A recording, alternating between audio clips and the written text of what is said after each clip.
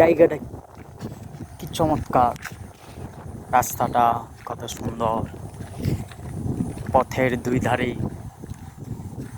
ধান ক্ষেত, বিস্তীর্ণ প্রসারী ফসলের মাঠ।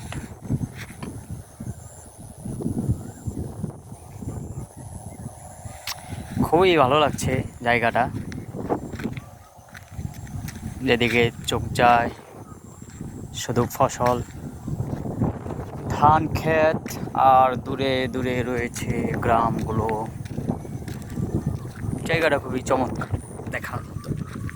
বাংলাদেশটা আসলে অনেক সুন্দর, যদি আমরা এটাকে উপভোগ করতে পারি।